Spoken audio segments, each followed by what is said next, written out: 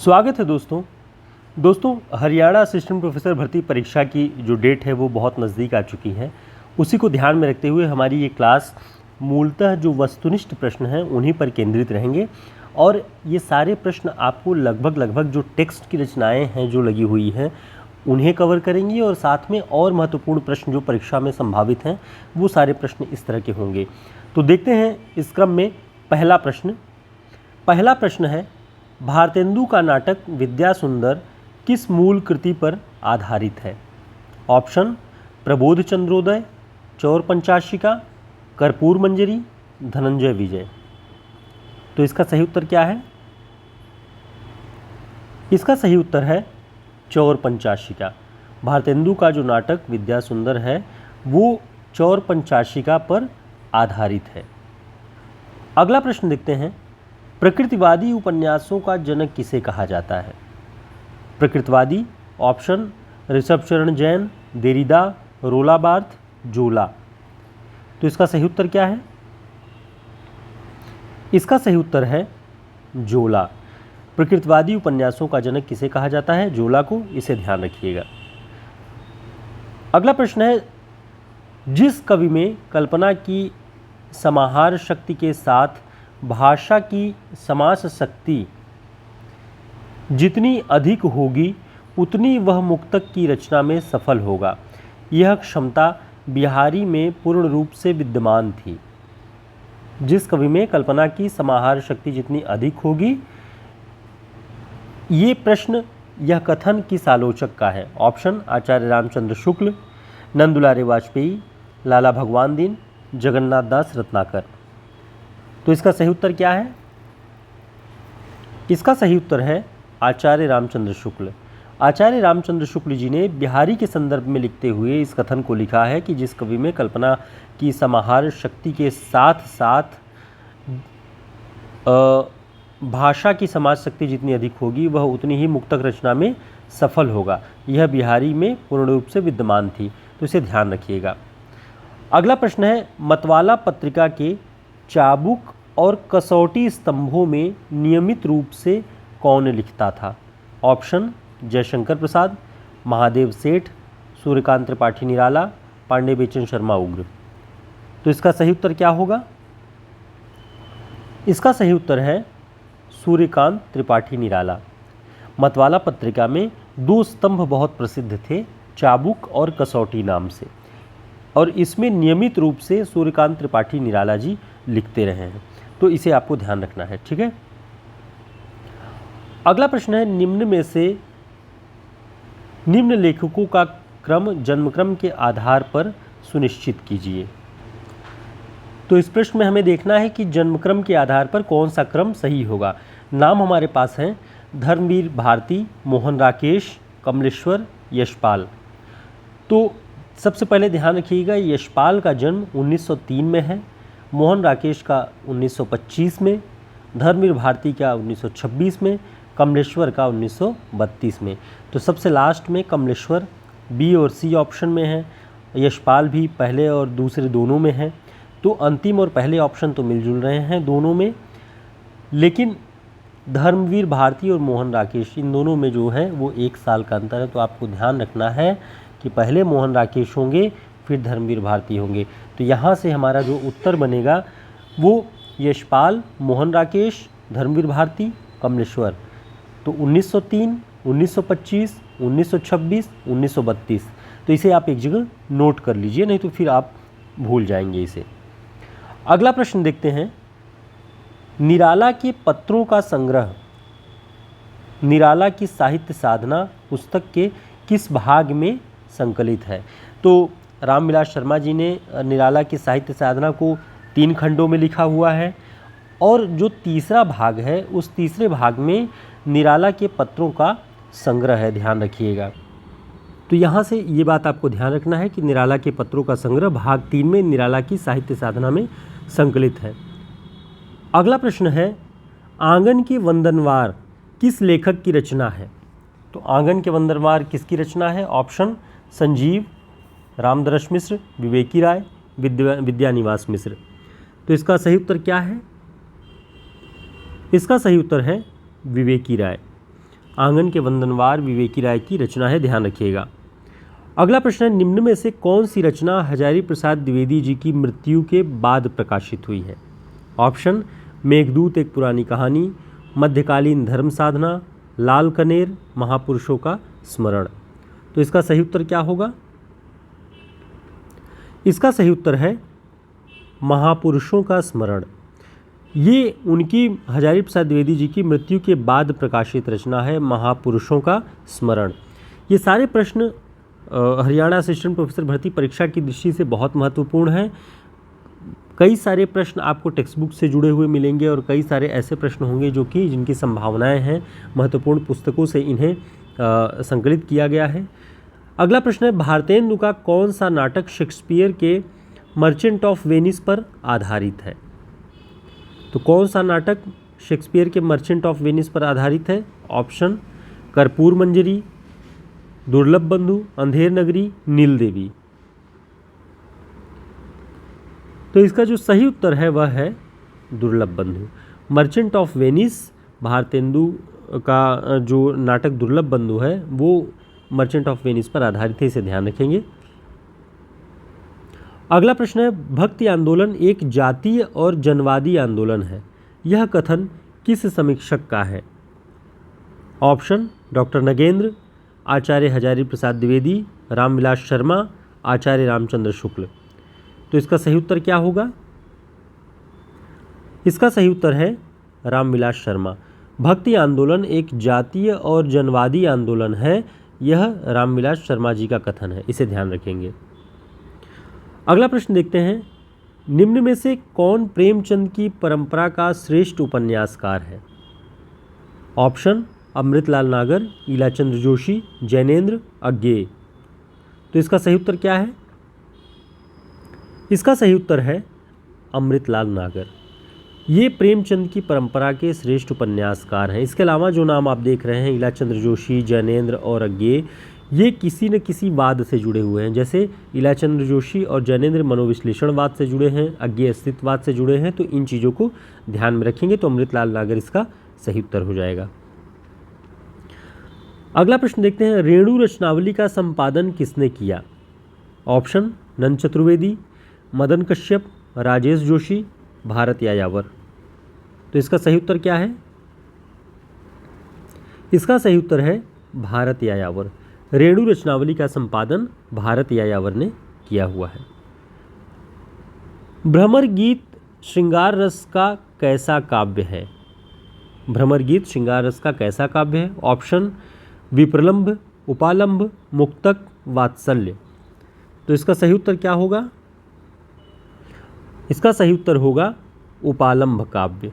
भ्रमर गीत श्रृंगार रस का उपालंभ काव्य है, ये आचार्य रामचंद्र शुक्ल जी ने कहा हुआ है, इसे ध्यान रखिए। अगला प्रश्न है, शब्दों के जोड़ तोड़ में चमत्कार लाने के फेर में पड़ना कबीर की प्रवृत्ति के प्रतिकूल था, यह कथन किसका है? ऑप्शन, आचार्य नंदुलारे वाजपेयी, डॉक्टर नगेंद्र, आचार्य रामचंद्र शुक्ल, श्याम सुंदर दास।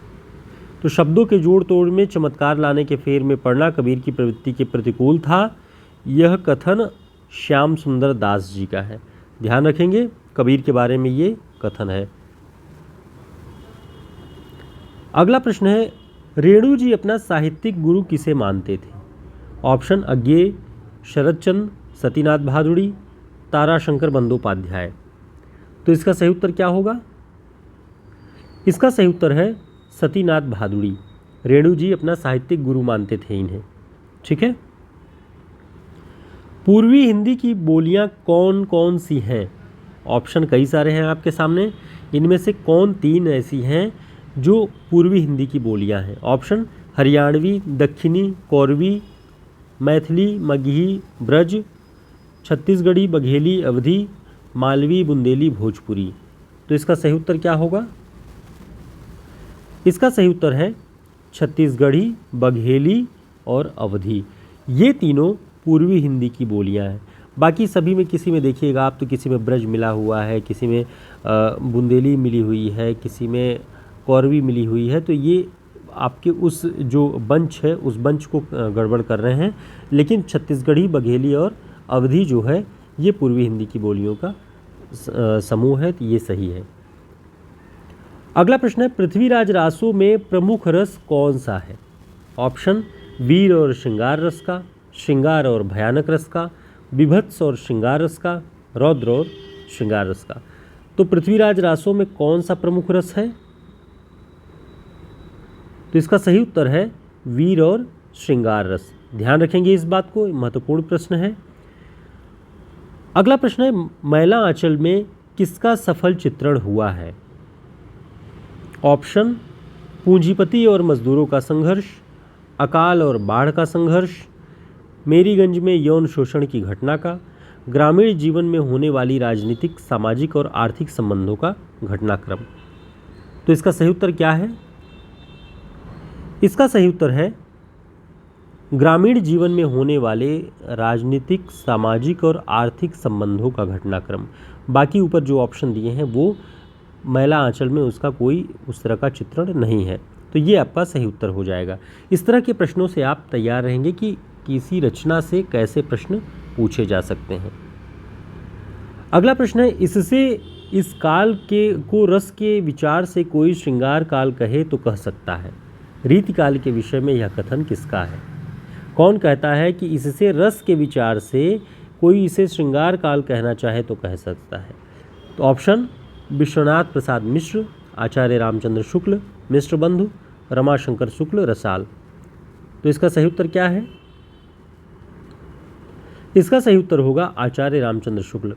आचार्य रामचंद्र शुक्ल जी ने पहली बार कहा कि रस के विचार से अगर कोई रीतिकाल को श्रृंगार काल कहे तो कह सकता है।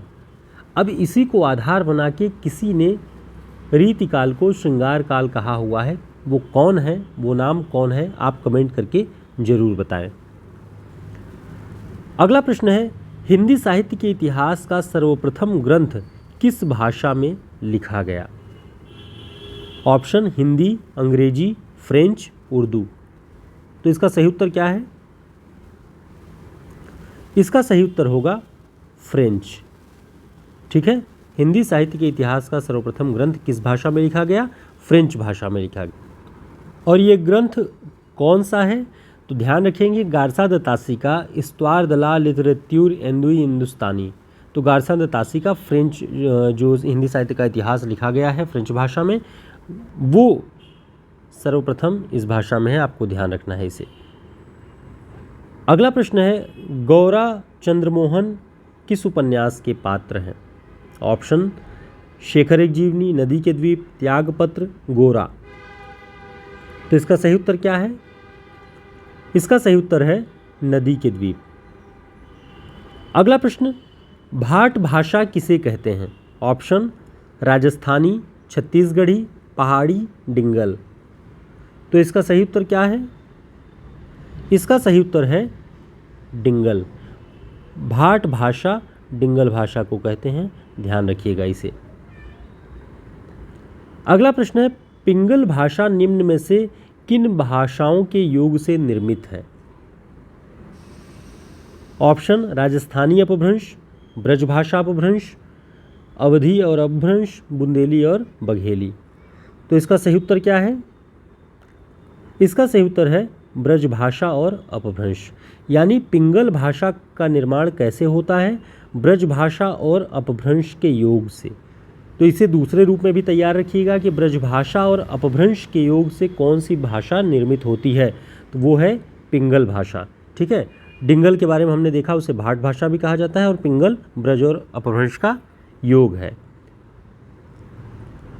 अगला प्रश्न है, स्वांतः सुखाय कहकर किसने काव्य का प्रयोजन स्वीकार किया?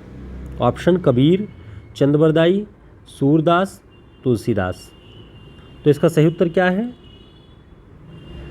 इसका सही उत्तर है गोस्वामी तुलसीदास। स्वांतः सुखाय कहकर उन्होंने काव्य का प्रयोजन इसे स्वीकार किया हुआ है। अगला प्रश्न है, कविता हमारे परिपूर्ण क्षणों की वाणी है, यह कथन किस रचनाकार का है?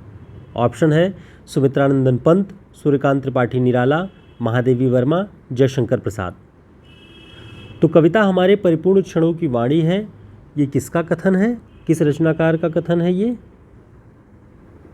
तो इसका सही उत्तर है सुमित्रानंदन पंत। कविता हमारे परिपूर्ण क्षणों की वाणी है। अगला प्रश्न है, ध्वनि के त्रिविध प्रकार निम्न में से कौन से हैं?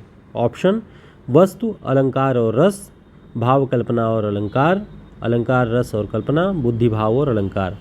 तो रस ध्वनि के जो त्रिविध प्रकार हैं, 3 प्रकार हैं, वो वस्तु, अलंकार और रस हैं, इसे ध्यान रखिएगा। अगला प्रश्न है, जब पेट भर खाने को ही न मिलेगा तो धर्म कहाँ बाकी रहेगा?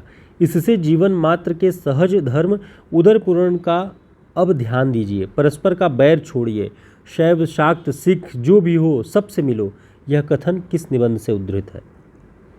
ऑप्शन धर्म और समाज, भारतवर्षोन्नत कैसे हो सकती है, वैष्णवता और भारतवर्ष, कवि कर्तव्य। तो इसका सही उत्तर क्या है? इसका सही उत्तर है वैष्णवता और भारतवर्ष। अगला प्रश्न है, हिंदी और उर्दू के बीच की सरल भाषा क्या कहलाती है?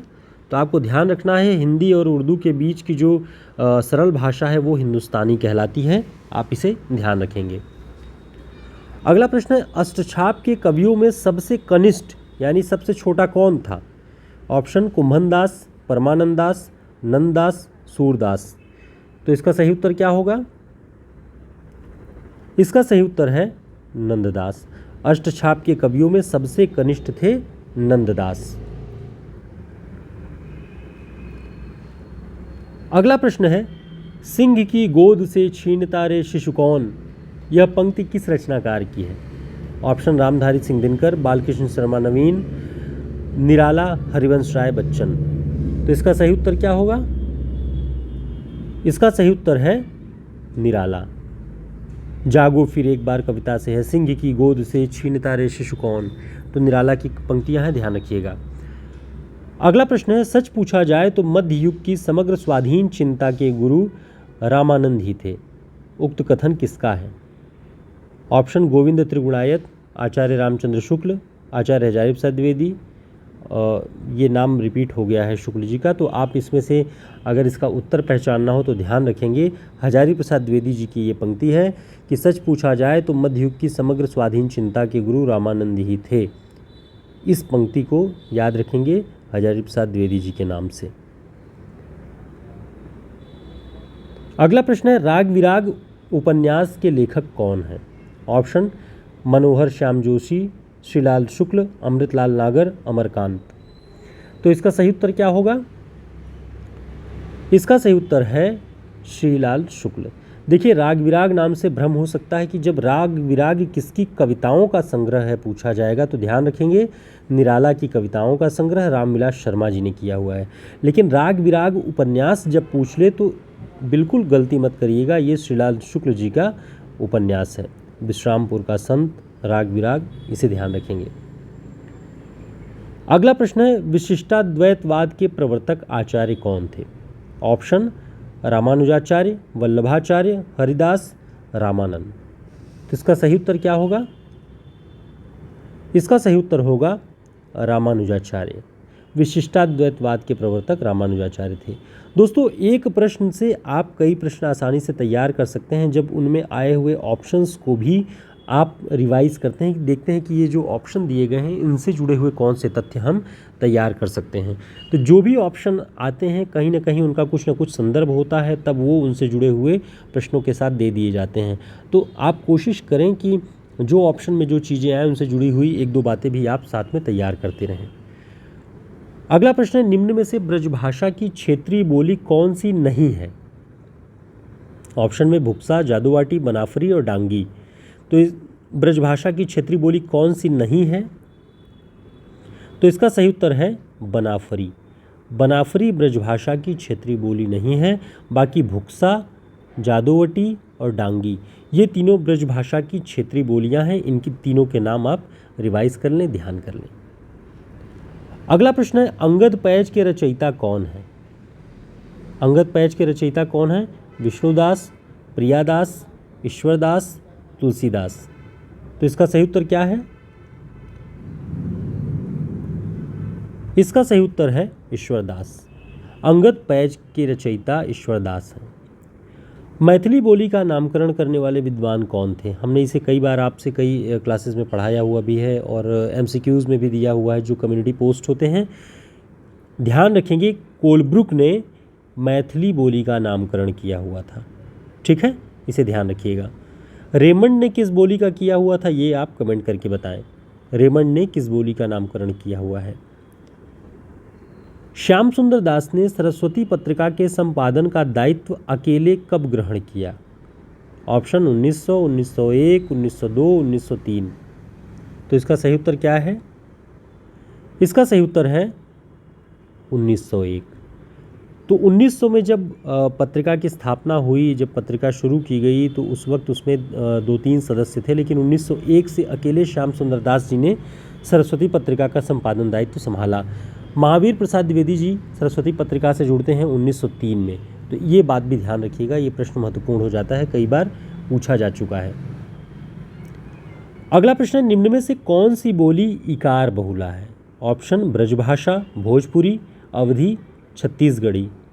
तो इसका सही उत्तर क्या होगा? इसका सही उत्तर है भोजपुरी। भोजपुरी इकार बहुला है, ध्यान रखेंगे इसे। अगला प्रश्न है, जाति योछा पाति योछा ओछा जन्म हमारा, यह पंक्ति किसकी है? ऑप्शन मलूकदास, नानक, दादू दयाल, रैदास। तो इसका सही उत्तर क्या है? इसका सही उत्तर है रैदास। जाति योछा पाति योछा ओछा जन्म हमारा, यह पंक्ति रैदास जी की है, इसे ध्यान रखिएगा। अगला प्रश्न देखते हैं, मैथिली शरण गुप्त की अनुदित कृति मेघनाथ वध किसकी मूल कृति का अनुवाद है? ऑप्शन है उमर खय्याम, माइकल मधुसूदन, देवी दत्त, रविंद्रनाथ टैगोर। तो इसका सही उत्तर क्या है? इसका सही उत्तर है माइकल मधुसूदन। मेघनाथ वध मैथिली शरण गुप्त ने अनुदित है, उनके द्वारा अनुवाद किया है उन्होंने, और माइकल मधुसूदन की मूल कृति का अनुवाद है, ध्यान रखेंगे। अगला प्रश्न है, सच्ची वीरता और कन्यादान किसके निबंध हैं? ऑप्शन में गोविंद नारायण मिश्र, सरदार पूर्ण सिंह, सर्वपल्ली राधाकृष्णन, दिनकर। तो इसका सही उत्तर क्या है? सरदार पूर्ण सिंह। सरदार पूर्ण सिंह के 2 निबंध सच्ची वीरता और कन्यादान ये प्रसिद्ध हैं, इसे ध्यान रखिएगा। अगला प्रश्न है, आदि गुरु शंकराचार्य का समय क्या माना जाता है? ऑप्शन 11वीं शताब्दी, 14वीं शताब्दी, 8वीं शताब्दी, 6वीं शताब्दी। तो इसका सही उत्तर क्या है? इसका सही उत्तर है 8वीं शताब्दी। आदि गुरु शंकराचार्य का समय 8वीं शताब्दी माना जाता है, इसे ध्यान रखेंगे। आगे देखते हैं, कमलेश्वर ने गर्दिश के दिन शीर्षक से कितने रचनाकारों की आत्मकथाओं का संपादन किया हुआ है? तो इसका सही उत्तर क्या होगा? 4, 8, 12, 16। तो ध्यान रखेंगे, गर्दिश के दिन नाम से उन्होंने 12 रचनाकारों की आत्मकथाओं का संग्रह किया हुआ है, ध्यान रखिएगा। अगला प्रश्न, रामानंद के 12 शिष्यों में से निम्न में से कौन नहीं थे? ऑप्शन सुरसुरानंद, नरहरियानंद, दादू दयाल, रैदास। तो इसका सही उत्तर क्या होगा? इसका सही उत्तर है दादू दयाल। दादू दयाल रामानंद के 12 शिष्यों में नहीं थे, उसे ध्यान रखिए। बाकी सुरसुरानंद, नरहरियानंद और रैदास ये रामानंद के 12 शिष्यों में थे। धन्ना पीपा, इन लोगों के नाम भी आप ध्यान रखिएगा। अगला प्रश्न है, बच्चन सिंह ने किस आचार्य को नैतिकतावादी और उपयोगितावादी आलोचक कहा है?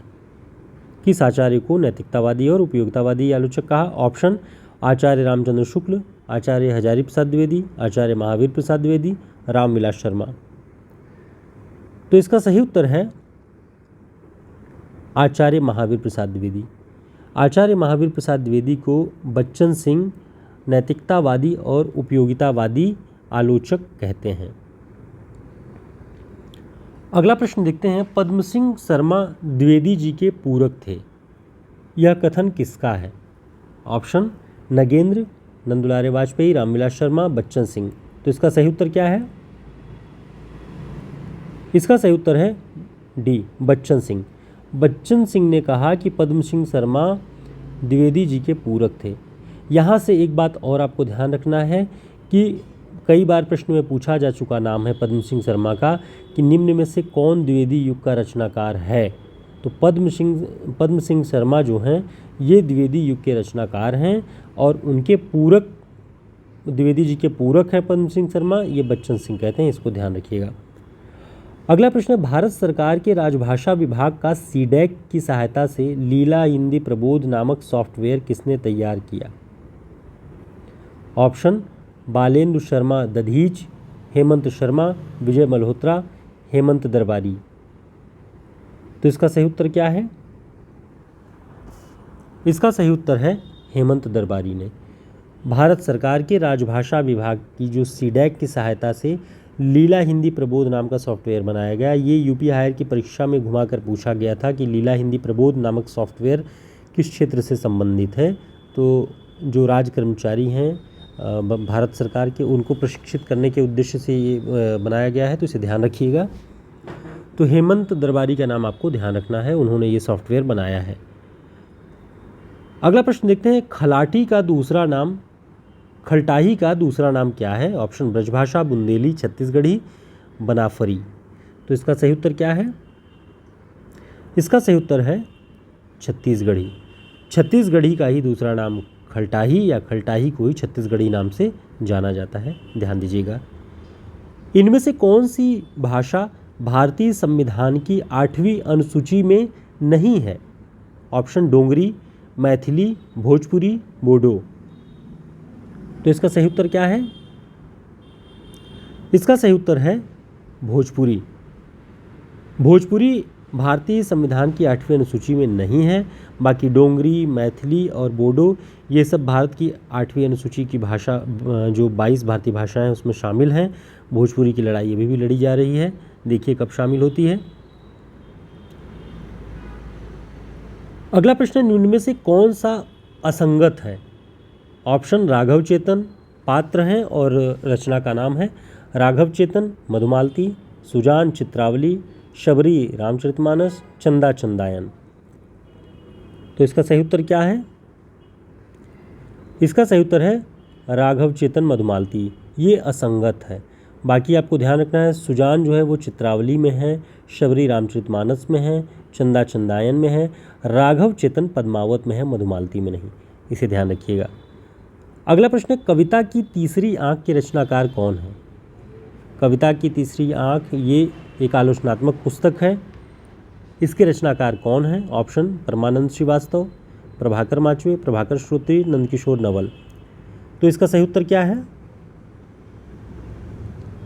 इसका सही उत्तर होगा प्रभाकर श्रोत्री।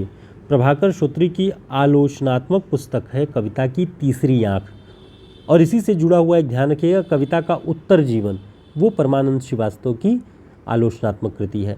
तो कुछ कुछ बातें यहाँ से आप ध्यान रखेंगे। अपरूप का कवि किसे कहा जाता है। अपरूप का अर्थ होता है अपूर्व रूप। अपूर्व रूप का कवि किसे कहा जाता है। ऑप्शन रूप गोस्वामी, जायसी, वल्लभाचार्य, विद्यापति। तो इसका सही उत्तर है विद्यापति। विद्यापति को अपरूप का कवि कहा जाता है, ध्यान रखेंगे। अगला प्रश्न है, काले कारनामे किसका उपन्यास है। ऑप्शन उपेंद्रनाथ अश्क, निराला, कृष्ण बलदेव वैद्य, कमलेश्वर। तो इसका सही उत्तर क्या है। इसका सही उत्तर है निराला। काले कारनामे निराला जी का उपन्यास है, इसे ध्यान रखिएगा। अगला प्रश्न है, निम्न में से कौन सा संचारी भाव नहीं है। ऑप्शन स्वरभंग, उन्माद, अभित्था, व्याधि। तो इसका सही उत्तर क्या है। इसका सही उत्तर है स्वरभंग। स्वरभंग संचारी भाव नहीं है, बाकी उन्माद, अभित्था और व्याधि ये तीनों संचारी भाव हैं, ठीक है, इसे ध्यान रखिएगा। अगला प्रश्न है, समलैंगिकतावादी स्त्रियों के व्यवहार और मानसिकता का चित्रण किस उपन्यास में हुआ है। ऑप्शन रेगिस्तान, वे दिन, अंतराल, मछली मरी हुई। तो इसका सही उत्तर क्या है। इसका सही उत्तर है मछली मरी हुई। ये राजकमल चौधरी जी का उपन्यास है इसमें समलैंगिकतावादी स्त्रियों के व्यवहार और मानसिकता का चित्रण है, इसे ध्यान रखिएगा। अगला प्रश्न है, आप निबंध में संस्कृत में आप शब्द का क्या अर्थ बताया गया है? आप प्रताप नारायण मिश्र जी का निबंध है। ऑप्शन वायु, जल, ध्वनि, आकाश। तो इसका सही उत्तर क्या है? इसका सही उत्तर है वायु। ध्यान रखिएगा इसे। मैथ्यू आर्नल्ड की रचना नहीं है। Option culture and anarchy, literature and drama, Das Kapital, essays on church and state. इसका सही उत्तर क्या है? इसका सही उत्तर है Das Kapital. Das Kapital Matthew Arnold की रचना नहीं है, कार्ल मार्क्स की है, इसे ध्यान रख लीजिएगा आप। ठीक है दोस्तों, इस तरह हम देखते हैं कि एक प्रश्न यहाँ पे 57 है जो आप ध्यान रखिएगा। इसमें 57 नंबर पे एक प्रश्न है कि आप निबंध में संस्कृत में आप शब्द का क्या अर्थ है? तो इसे आप ध्यान रखेंगे, इसका सही उत्तर है जल। ठीक है, संस्कृत में आप शब्द का अर्थ जल होता है, इसे ध्यान रखिएगा, इसे सुधार लीजिएगा। ठीक है, उम्मीद है आपके लिए सारे प्रश्न काफ़ी उपयोगी रहे होंगे और आपकी परीक्षाएं 4 से 5 दिन और बची हुई हैं। उस दृष्टि से केवल वस्तुनिष्ठ प्रश्नों की ही दरकार ज़्यादा है, तो हम वस्तुनिष्ठ प्रश्नों की ही सीरीज़ लेकर के 5 दिन में कोशिश करेंगे कि महत्वपूर्ण प्रश्न जो संभावित होते हैं, जो स्तरीय हैं, वो सभी आपके समक्ष लेकर के मौजूद हों। और भी अगर कोई आपको जो आपकी राय हो, जो कोई सुझाव हो, तो आप कमेंट करके ज़रूर बताएं, या फिर आप ग्रुप में मैसेज कर सकते हैं। हम उस पर विचार करेंगे, उस पर काम करेंगे। फिर मिलते हैं एक नई क्लास में, तब तक के लिए नमस्कार, शुभकामनाएं।